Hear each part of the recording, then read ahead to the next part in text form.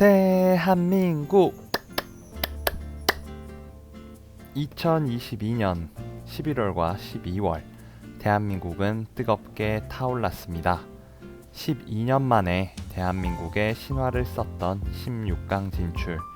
물론 아쉽게도 16강에서 여정을 마무리해야 했지만 선수들이 보여준 투지와 열정은 침체된 시기에 정말 많은 감동을 주었는데요. 다시 한번 대한민국 모든 선수들 수고하셨습니다. 안녕하세요. 매일 바쁘게 일어나는 시사와 상관없는 재미있고 좋은 얘기들을 전해드리는 좋은신문 라디오입니다. 오늘은 월드컵 얘기로 시작한 만큼 월드컵에 관한 재미있는 기사를 가지고 왔습니다. 혹시 여러분은 월드컵 트로피에 대해 궁금해 보신 적 있으신가요? 대부분 머릿속에 떠올리는 월드컵 트로피 어떤 것인지 아시죠?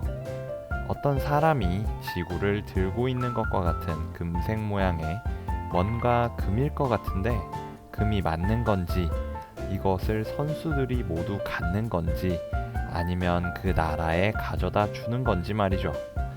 그에 대한 재미있는 기사가 있어서 가져왔습니다. 2022년 11월 23일 조선일보에 나온 기사 한번 만나보러 가시겠습니다.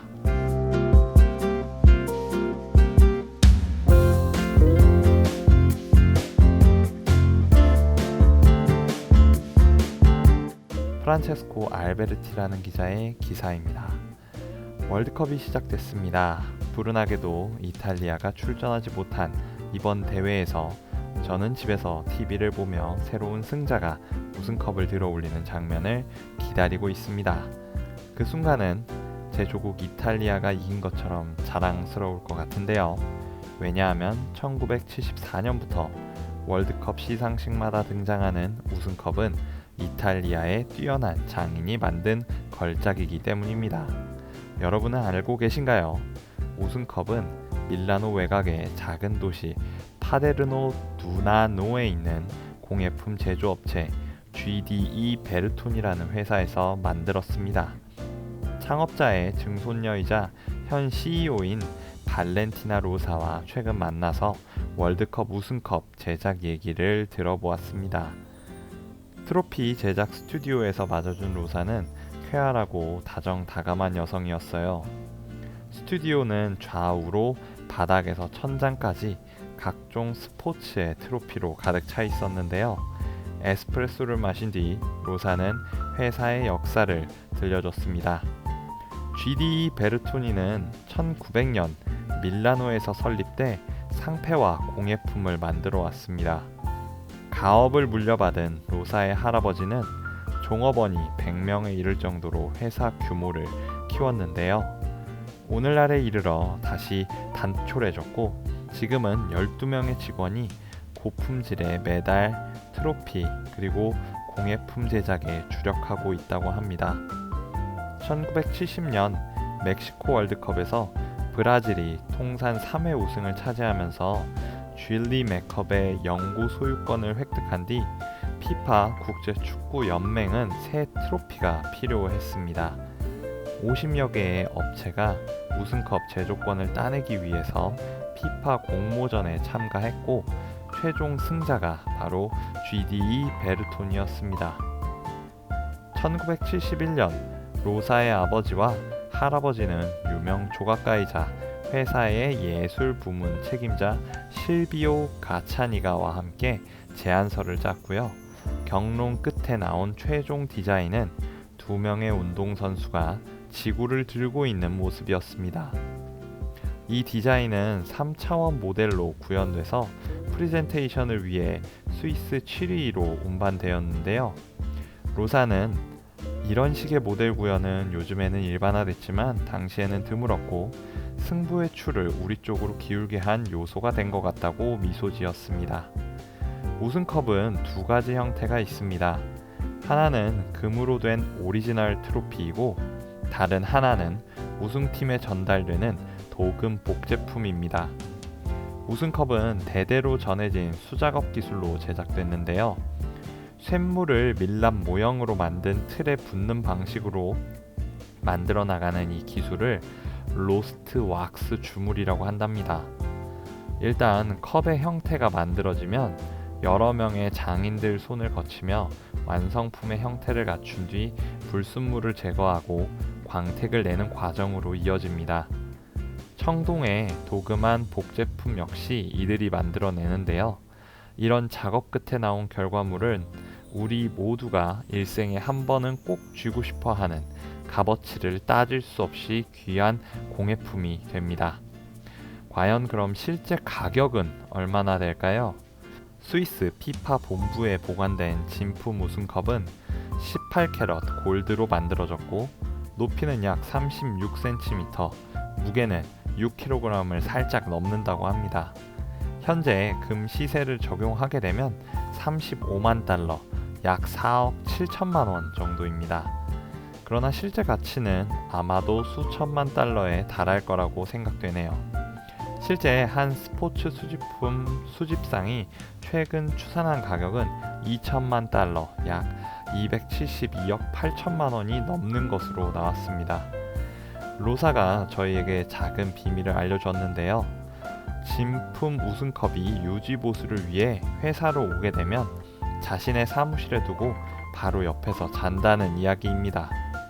그러면서 곁에서 볼 때마다 행복하지만 스위스로 돌아갈 때 안도감을 느낀다며 마치 집 벽에 모나리자 초상화를 걸어놓은 기분이라고 말했습니다. 로사는 아버지를 여인 뒤 덜컥 회사를 이끌게 됐는데 디자인 분야에서 일하던 그는 당시 차기 경영자로서 준비가 되어 있지 않았다고 합니다. 그때를 회상하면서 회사 경영은 내 인생에 절대 없을 거라고 생각했다며 아버지와의 강력한 연대가 도움이 됐다고 말했습니다.